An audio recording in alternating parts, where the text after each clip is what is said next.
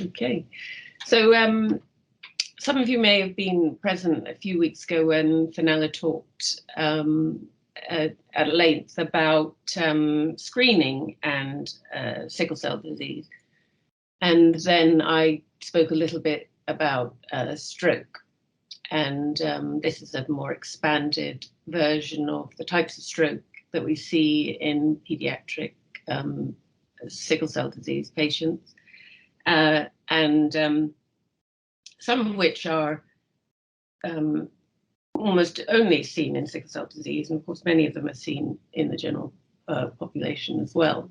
So the types of that we see are can either be ischemic infarcts and due to intracranial large vessel occlusion or extracranial large vessel occlusion, as well as small vessel disease.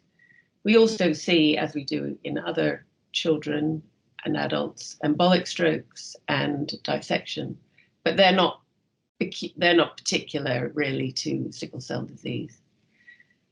And then we see hemorrhagic strokes. They can be aneurysmal or non-aneurysmal, and the aneurysmal ones we tend to see in the older population, sometimes in the context of Moya disease, and the non-aneurysmal we see in small vessel disease.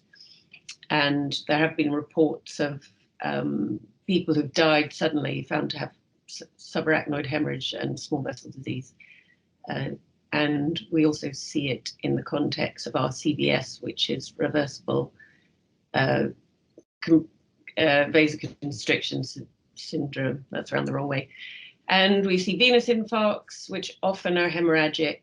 And we see in sickle cell disease PRES or RPLS, and that's posterior reversible encephalopathy syndrome or reversible posterior leukoencephalopathy syndrome. PRES is really the preferred name, but either way, both of them are misnomers because the abnormalities are not always posterior, they're not always reversible, and they're not also only in the white matter.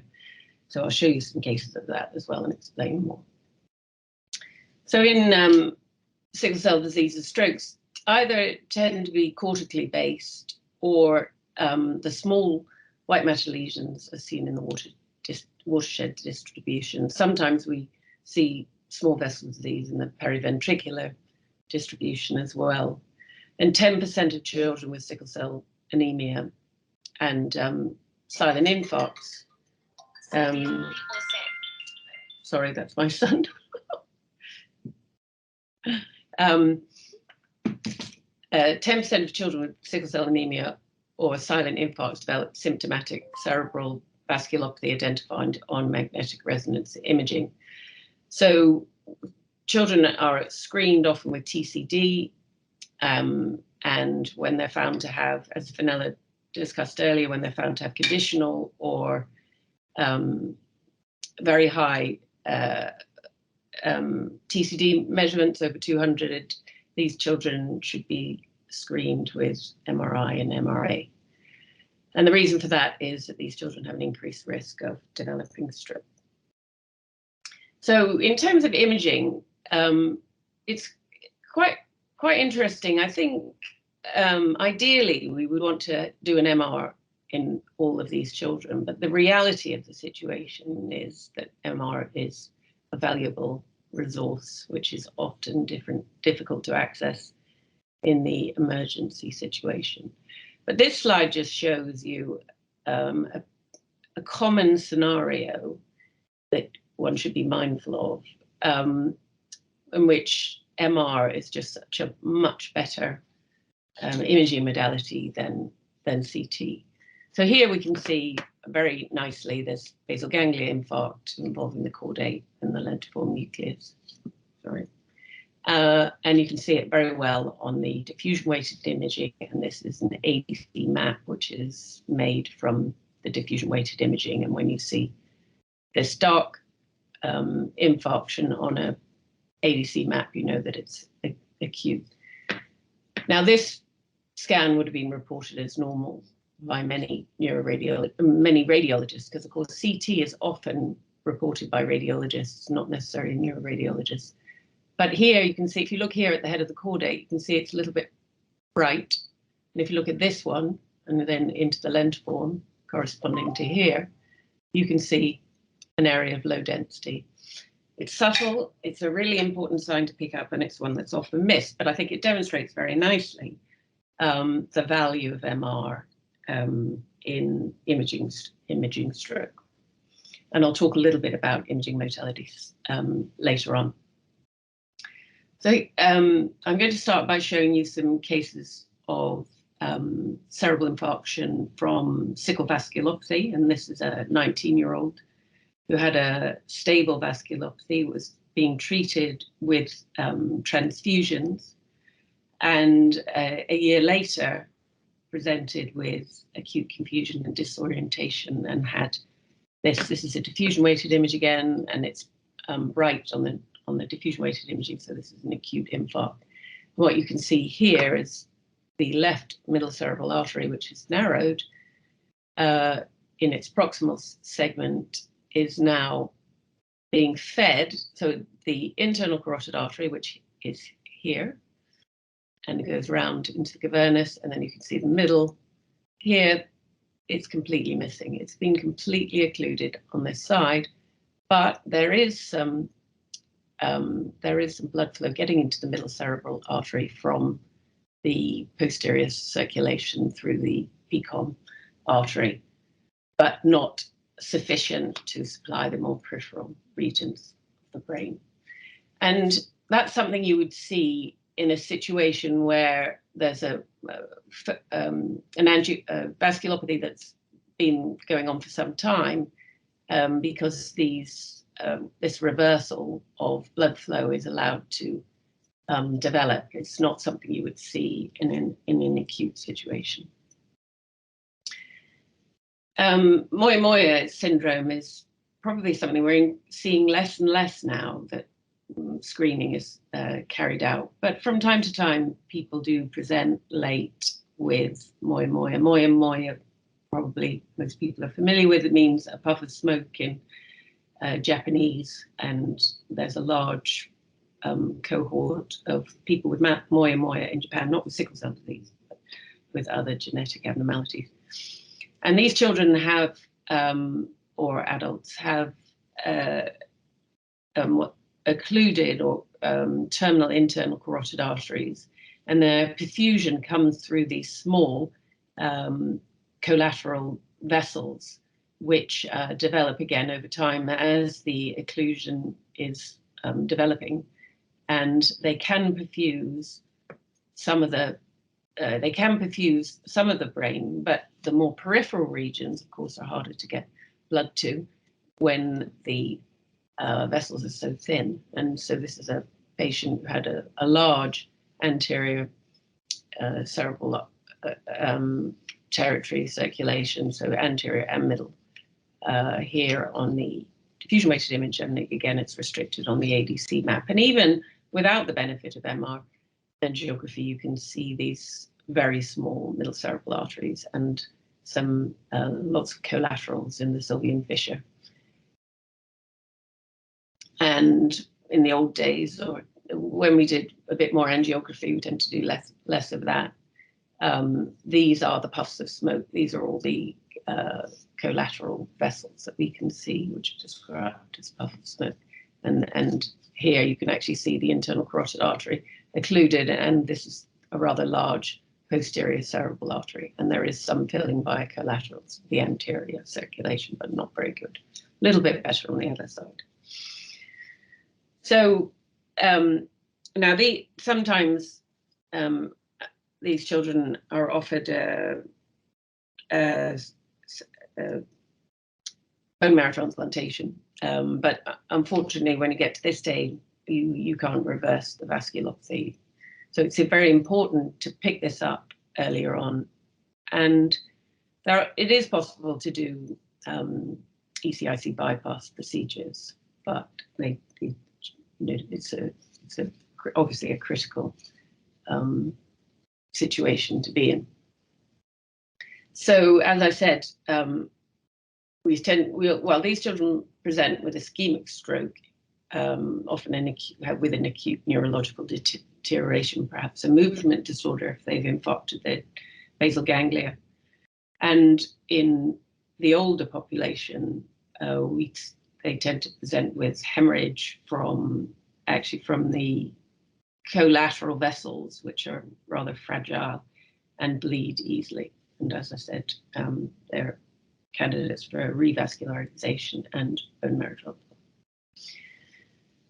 So looking beyond the intracranial vasculature, this is a child who had a TIA at the age of 3, and then at the age of 16 presented with a stroke, having had ataxia at age 5 years old and a low TCD, which settled that the child wasn't transfused, and presented with a left hemiparesis, and was found to have an internal carotid artery occlusion. So here, this is a where here you can see the anterior and the posterior circulation together, superimposed on each other, but this is the internal carotid artery dividing into the middle cerebral and the anterior cerebral. And on the opposite side, you can see that that is completely missing.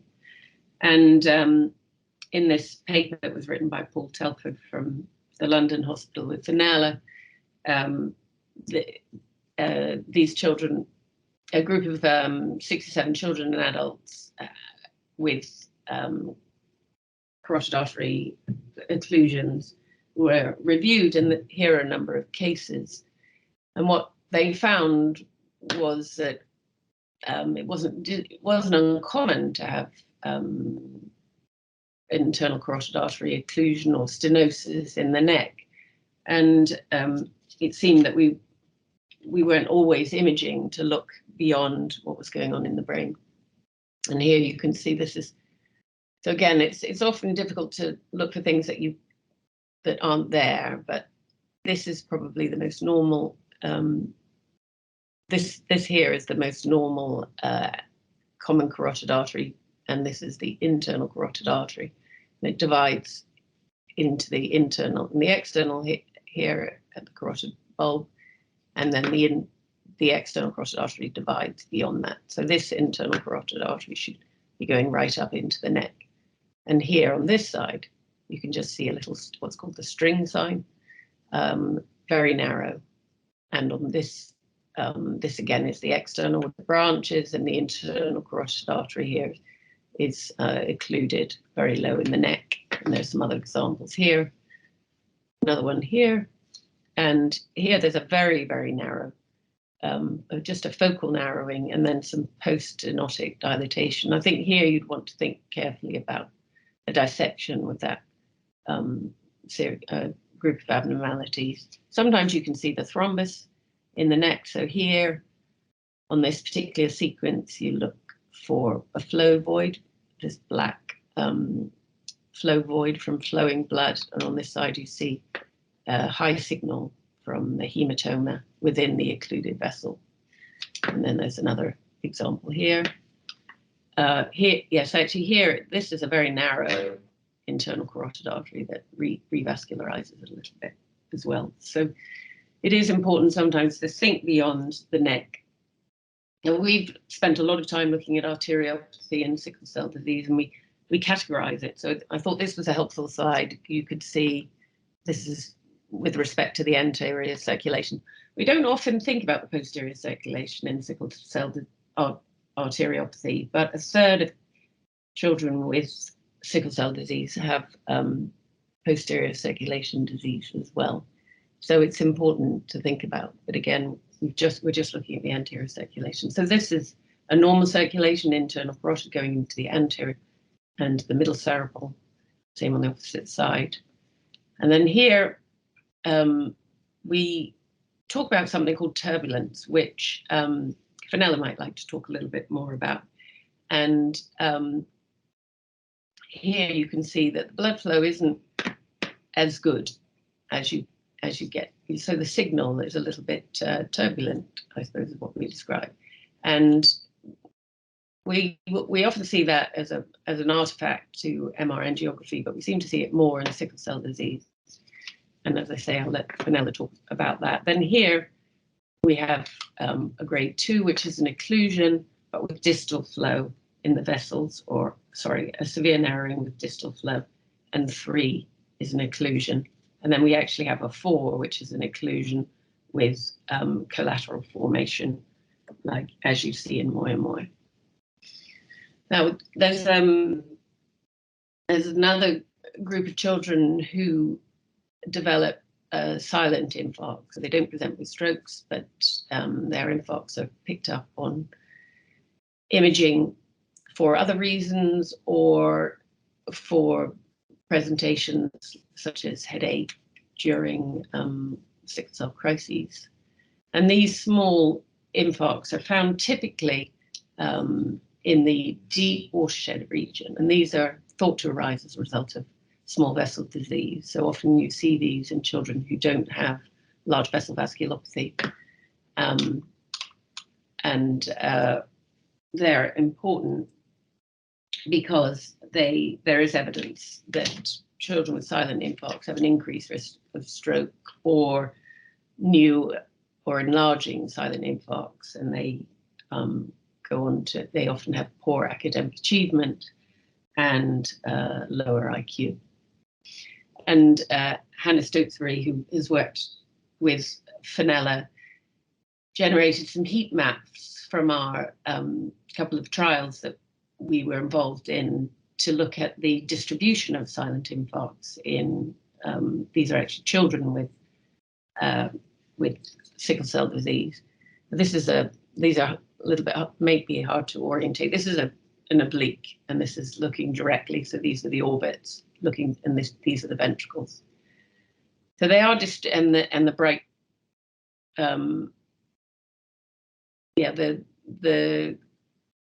the darker actually here, they're all distributed relatively evenly between the white matter, but there probably is a tendency for a bit more in the very deep white matter.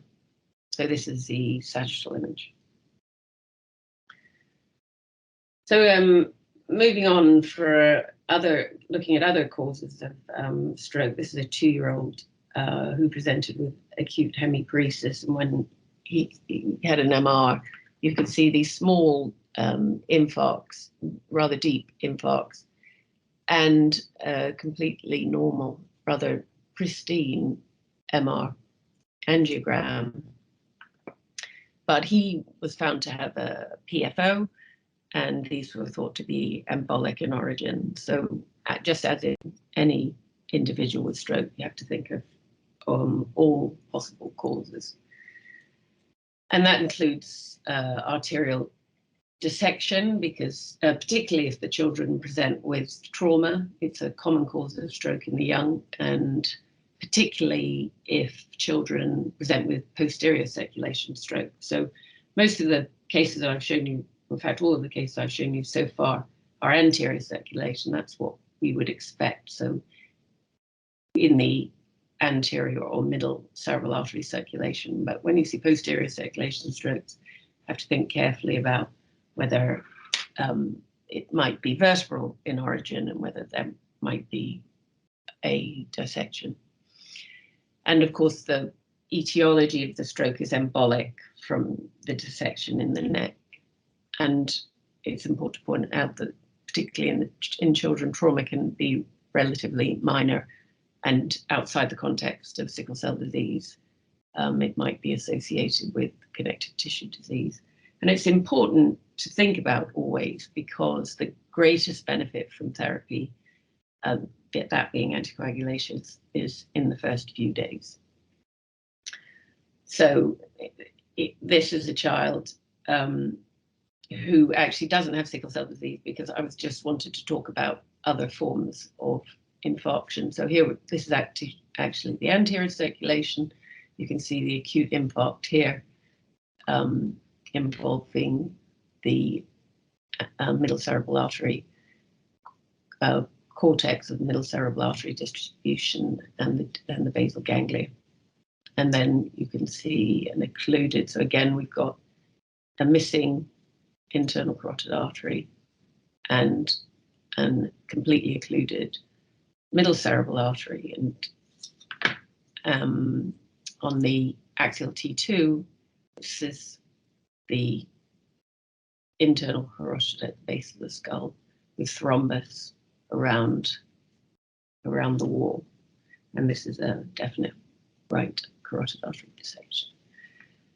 This is a child with a left vertebral artery dissection who presents with a left thalamic infarct, and really a blameless intracranial MR angiogram.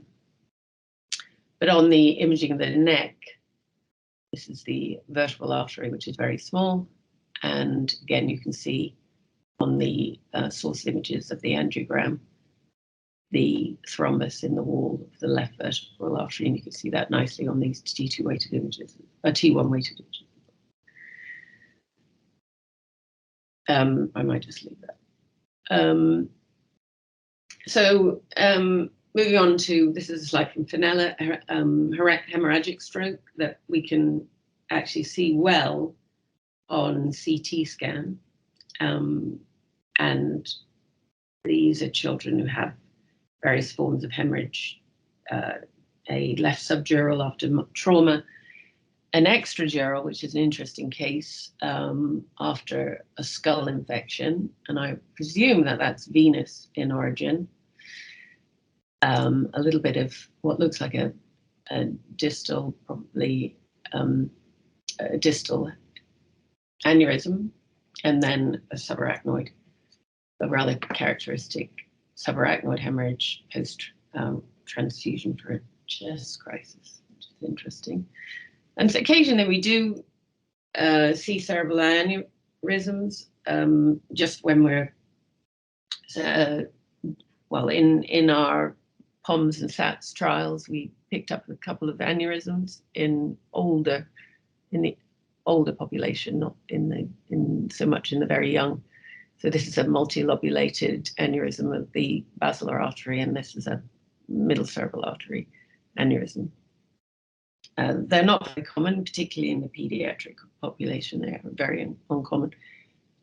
When I was at Great Ormond Street Hospital, we looked at our aneurysms in children, and we had only one a year. We had an interventional service, so they are really rare, but important to keep in mind. Sometimes you can see hemorrhage develop after its cerebral infarction. So here we have a basal ganglia infarct, and the gradient echo imaging later on demonstrated hemorrhage within the infarct, and that's thought to be due to a reperfusion injury.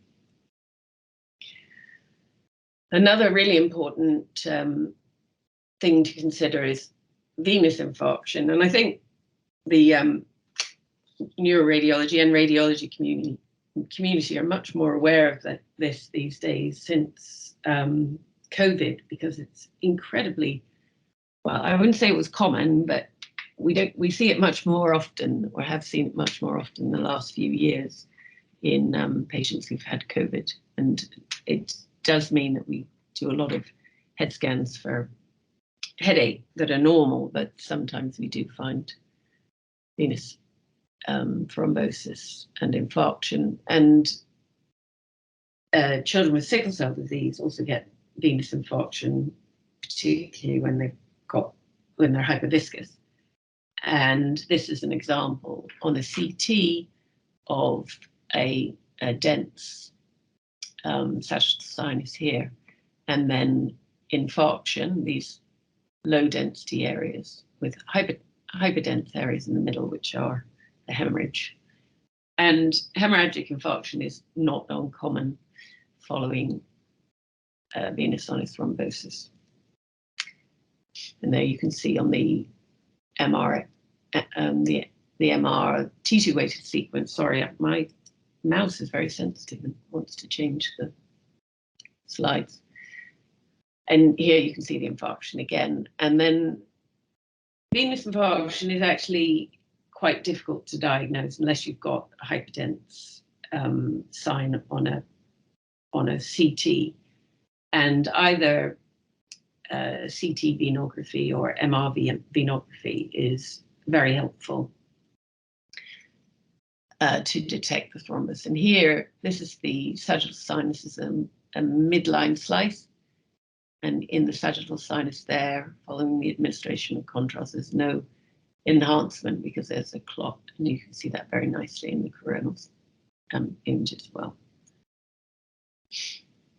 And there's the time of flight MR venogram, which actually, again, when you're looking for something that isn't there, it's much harder.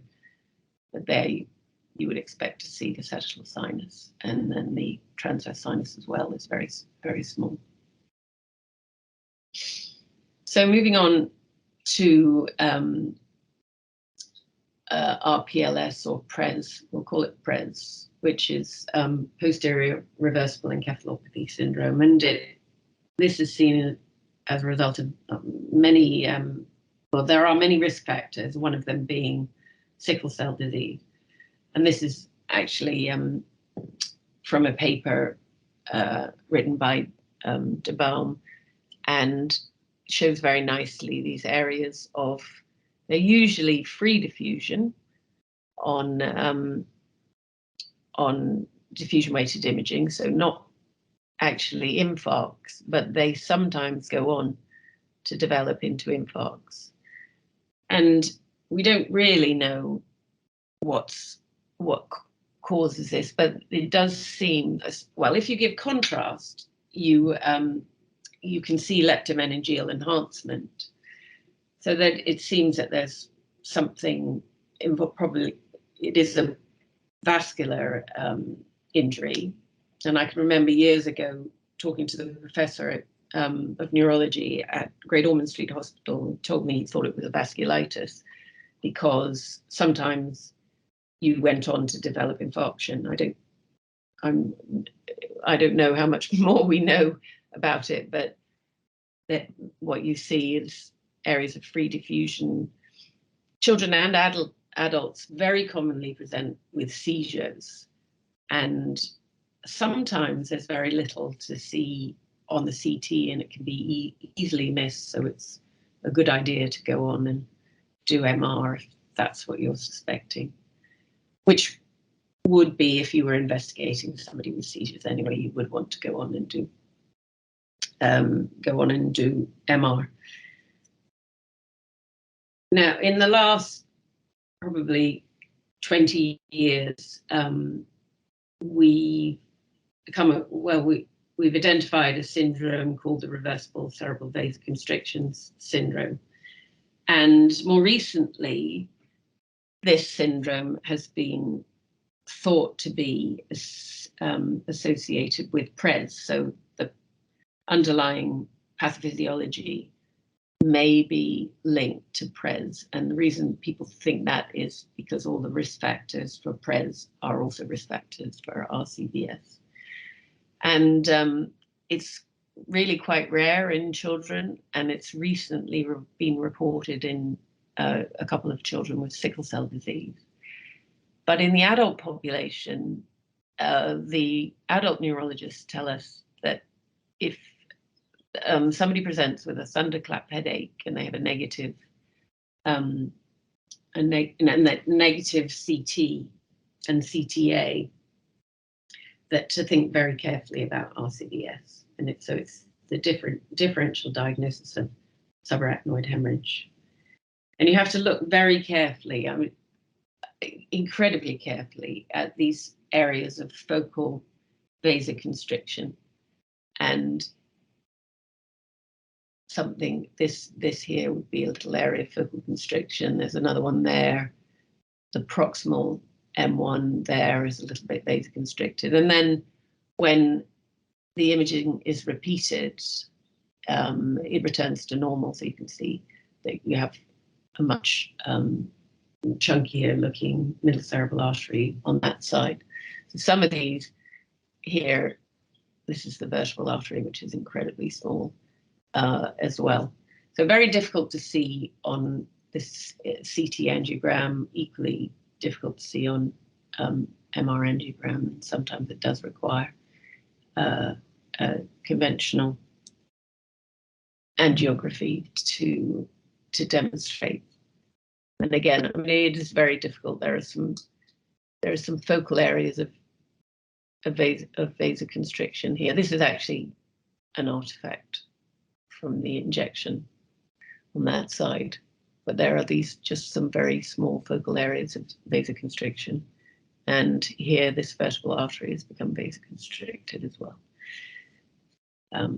But it does require the it's called reversible vasoconstriction syndrome because the vasoconstriction is reversible, but not, of course, in everyone. So before we start our discussions, I think just want to say that children with stroke, RIND, and TIA require urgent neuroimaging, and I think it would be useful to discuss what neuroimaging that should be.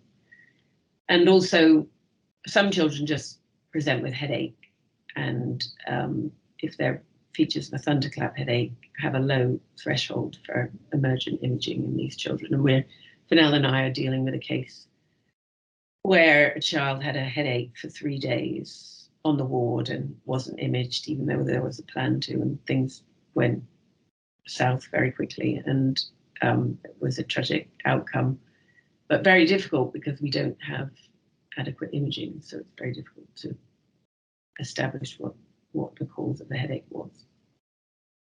Always consider rarer causes of stroke in the sickle population, venous sinus thrombosis and PRES or RCVS. And silent infarction is always a potential complication of the sickle crisis, so always bear that in mind. And this is the RCPCH guidance for imaging stroke in childhood, and this is why I think it would be interesting to discuss with Fenella. What's recommended is to perform CT and CTA within an hour, just as you would in an adult, with a view to trying to thrombolyze the patient. Now, thrombolysis isn't being advocated in stroke in children with sickle cell disease, so that's why I thought it'd be interesting to talk a little bit about what the best imaging modality would be. We would always have done MR if possible, but there are so many difficulties with access to MR, and I think the situation is only getting worse, not better. So, yes, think about CT in the first instance, with or without CTA. And again, we're really interested in the blood vessels in the first instance in the brain. And what tends to happen in the adult population is that, contrast is given, and then the neck and the head are scanned together. And by the time we've got to the head, the contrast is running out, and the imaging of the head, intracranial vasculature, is poor, which doesn't matter so much in an adult, because what you're really interested in is, the proximal, more proximal vessels. And whereas in sickle cell disease, we're really interested in more intracranial imaging, although that's not to say that we don't on occasions also want to see the extracranial vasculature as well. So you have to think about what you're trying to image carefully. And when MR is carried out, it's important to acquire all conventional sequences, including diffusion-weighted imaging. I think it's very difficult to have an MR scan of your head without having diffusion-weighted imaging these days. But it's also very important to include sequences that detect hemorrhage, and these are T2 star weighted, and even better is susceptibility weighted imaging to detect hemorrhage. And then MR angiograms intracranially and extracranially when we're interested in those, or an MR venogram if venous thrombosis is being considered. So Thank you very much. And I saved this slide for Fenella to talk a little bit about, and then perhaps we could go on and have a discussion. Sorry, I didn't tell you, Fenella.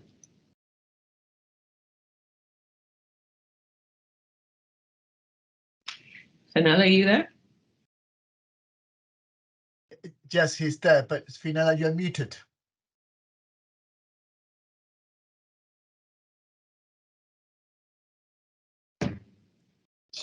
Fenella? Yes, Fenella has a muted sign in her computer. Oh, right. I just want to. Oh, there we are. Oh, Just. Are you there? Yeah, you're there. I'm here. Yeah. I'm just trying to I unmute. You sent me this slide. I just thought that I'm unmuted now. I don't think you showed this slide last time you spoke when you were talking about TCD, and it's a recent paper, and I wondered if you just wanted to talk a little bit about strokes that that you found that haven't been detected, and why that might be when you've done TCD screening.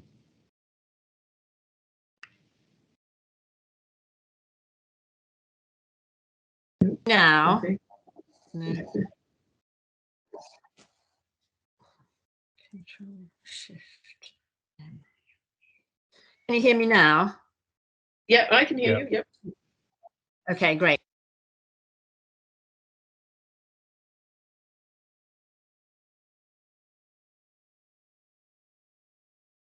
Can you hear me? Unfortunately, Fenella, it's muted again. yes. Fenella, I might ask a couple of questions to give you a chance to get that right. And Dawn, I don't want it to be very prolonged because I know that people also would like to ask questions, but is there anything in particular that will direct you to think that someone who has had a new event may have a dissection? When do we need to think about it? Well, as a neuroradiologist, we need to think about it all the time, because if you don't think about it, you won't diagnose it. So you see it on the MRI, and it does not depend on the clinician requesting it? No.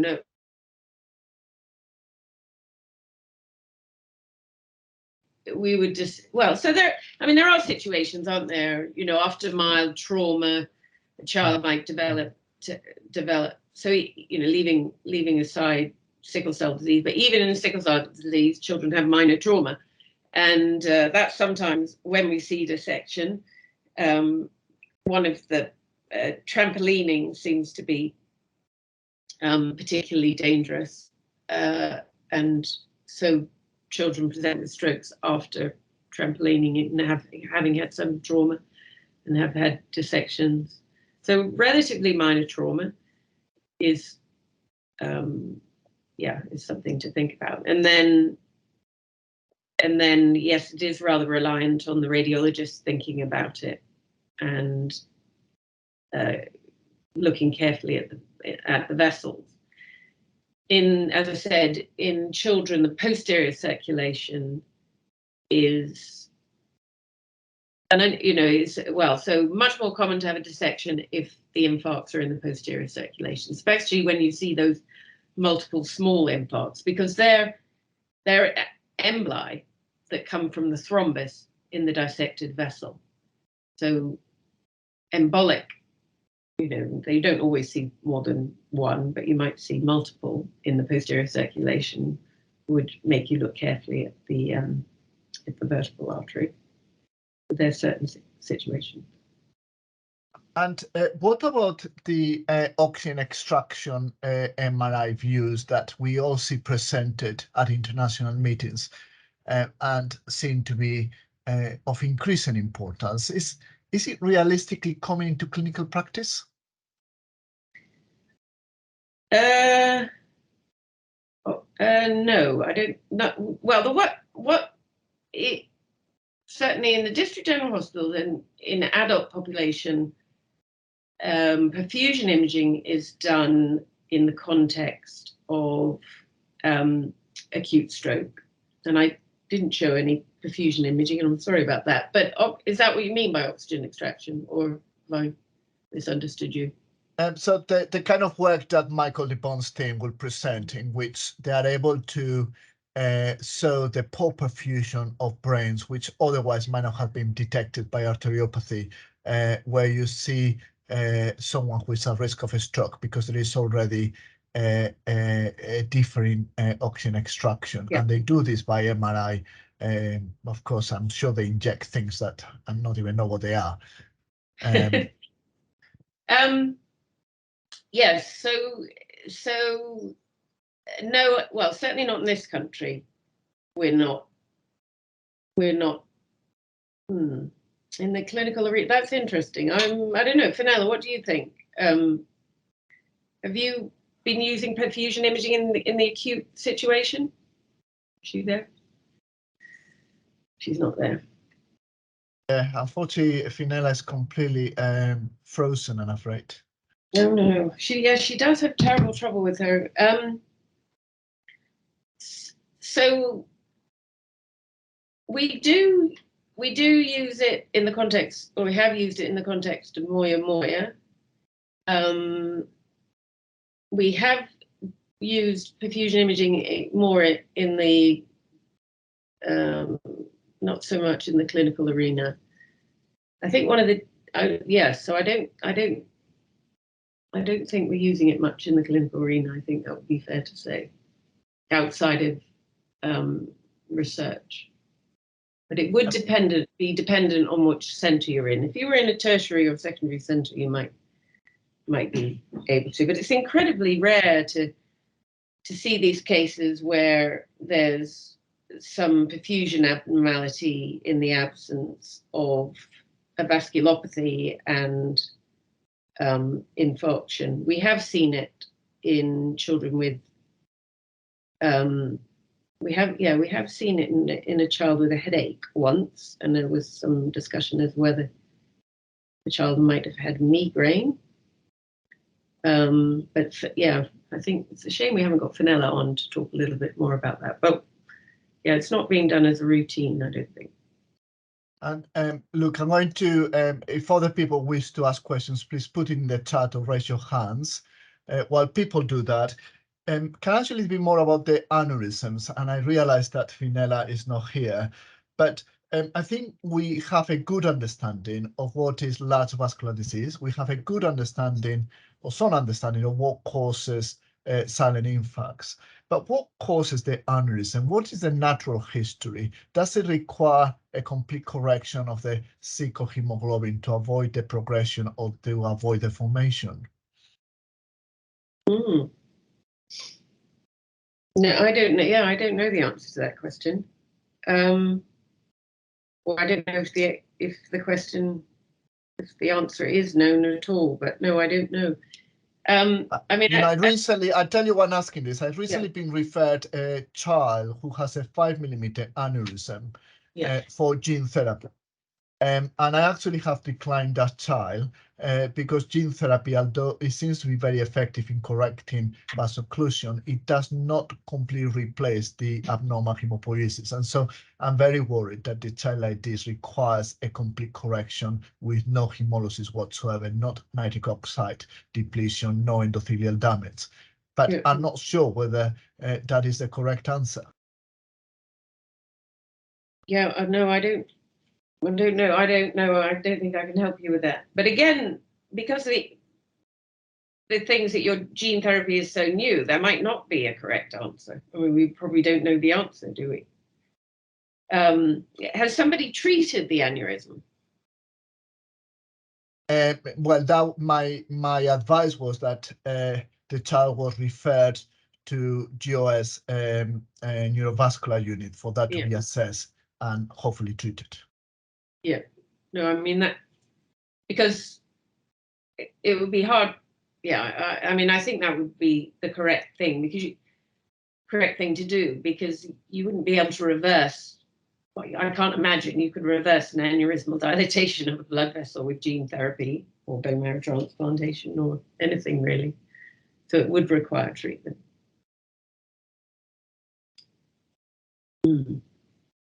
Ralph, would you mind removing the slide so that everybody comes onto the screen and we can see easier who is wanting to ask a question, please? So I think I have to unshare my screen, don't I, to get. That's right, yes. That'll Yeah. be great.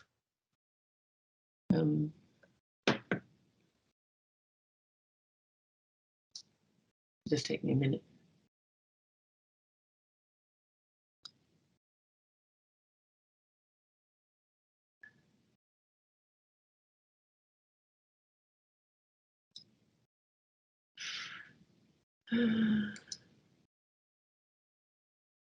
So, yeah.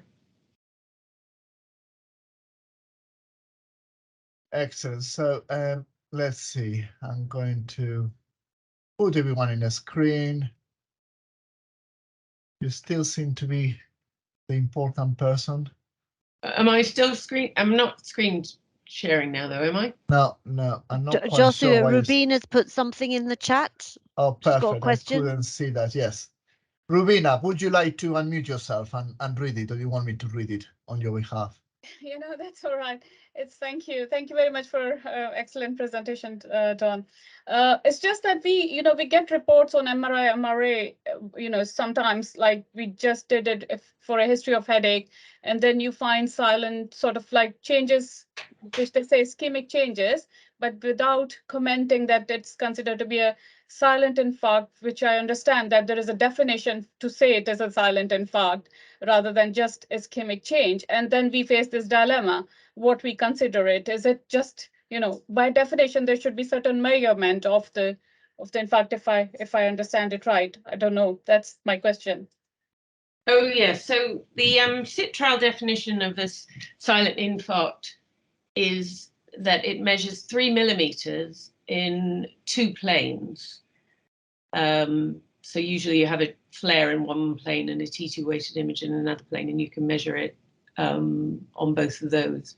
Sometimes people don't do T2 weighted imaging in different planes, but it's always a good idea to, because you may see artifact, and if you have the imaging in another plane, then you can determine whether it's artifact or not more easily. But anyway, so it is very precise, 3 millimeters in diameter, in 2 planes.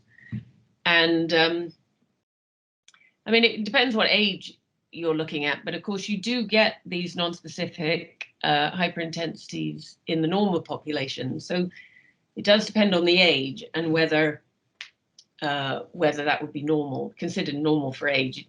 It said you can have one of these per decade, but I think you can probably have a couple more. And also depends on what was on the previous scan. If they're new, then they're more relevant than if they've been seen for a long time. And they're only silent when there aren't any neurological sequelae of the infarct. Right. Yeah, usually those are the scenarios when there's nothing neurological on clinical exam, but Yeah. what the comment usually on the report is ischemic change rather than hyperintensity. Now, then it's very difficult to make out what, do they mean by that? Is it like a silent infarct or just a hyperintensity thing? Yes. Yeah. No, I agree. It is difficult, particularly when they're small. When they're large, like the ones that I showed you on my slides, I don't think there's any doubt that they were silent infarcts. Whereas, yes, when you have these very small T2 hyperintensities, it can be very difficult. Thank you. And Don, how soon are we expecting to have AI onto the MRI field? I mean, certainly my experience is that there is no other field of medicine, apart of course from clinical advice, where there is such a variety of opinions, and you get an MRI which has been reported by you with very clear arteriopathy, and then you follow the same patient just before transplantation, and a neuroradiologist cannot see it. I have no doubt that your report was the right one, but you know, how likely are we to avoid this divergence in the coming future? Yeah, well, that's a good question. There's something like there are over 200 AI, whatever you call them, AI, programs available to the radiology community, and they are the biggest developers of AI, for sure. But yeah, how good they are is really what is being discussed. AI is actually being used in the identification of the penumbra and the infarct core in acute stroke in adults. So it's definitely being used in that context. It's not brilliant all the time. It can overdiagnose things. But it does give the neurologists a little bit of a handle as to whether they should be giving thrombolysis immediately or not. That seems to be the one area. There are studies currently ongoing in looking at volume loss, so dementia, in the dementia field. And I can certainly see a role for, looking at serial volume losses. Because as radiologists, we're very bad at it. Also tumor, volumes, whether the tumor's getting bigger or smaller, we're pretty bad at that as well. And it's been said that you need a 16% change in tumor volume to see it visually by a radiologist. So there are lots of places where it will be of value. But at the moment, there tend to be in teaching hospitals and in the university, universities where studies are ongoing. But, they've been looking at AI for it's been going on for 30 years, I think. So, but there's just been a burgeoning of the number of AI programs available at the moment. But yes, I went to a meeting in Vienna recently, and there was a whole sessions every day on AI. But no one seemed to be really using it yet. So we're not there yet. So I think we have Fenella on board. Fenella, would you like to comment on the slide that we were able to see before? Yes, thank you very much, Josie, for filling in there. We've got new internet and it clearly doesn't work. So that slide was basically showing the 6 patients that we had who were in a screening program during the 1990s in East London, and we did not pick up on transcranial Doppler before they had a stroke. One of them was simply not seen because she was so well. That's a top left slide on the slide, and the others were other stroke syndromes, which is why I was so keen for Dawn to take us through the other stroke syndromes.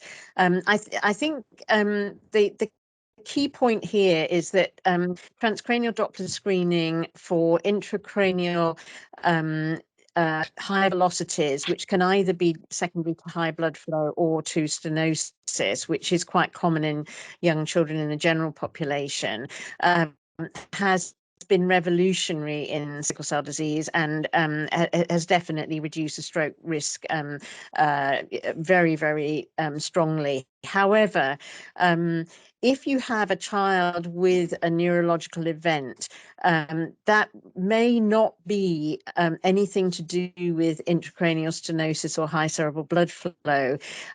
Some of these are screening failures, but some of them are actually stroke syndromes, which are not predictable with TCD. And one of the things that I feel very strongly about is that sickle cell disease on the classification that was that came from Guy's and St Thomas's, Elizabeth Raig is the first author, had sickle cell disease as a separate category, whereas in fact Dawn and I, in our long collaboration, have seen every single pathology that we've seen in the general paediatric population who have stroke as commonly as brain tumour. We have seen every single pathology in children with sickle cell disease as well. So we totally understand that, you know, the top priority is exchange transfusion and many other hematological interventions, hydroxyurea, bone marrow transplant. But it is really crucial to try and get an appropriate diagnosis, because that may have implications for treatment, for example, for venous sinus thrombosis or dissection. So it is really crucial to have paediatric neurology input. And sometimes it's extremely difficult. Sometimes children seem to have both venous thrombosis and arterial disease. And these are not easy. And you do need help from a paediatric neurologist with an interest in stroke. And all of the main paediatric neurology centres now have somebody leading on stroke. Super. So look, I really want to thank you both for doing this extraordinary session, particularly when very recently you did another one, and that really completes it. I realize it's that 5 o'clock, and it's both fair on you in giving us your time and the rest of the colleagues that probably have to be attending their handovers before the weekend. So a real pleasure. Thank you very much for willing to share with us. And hope that you will be willing to be invited in the future. Yeah, I'm sure we will. Thank you very much for having us. And Dawn, thank you very much for leading on. It was great talk. Thank you. Thank you. Thanks very much. Thank you both. That's Take excellent. care. Thanks. Bye. Bye-bye.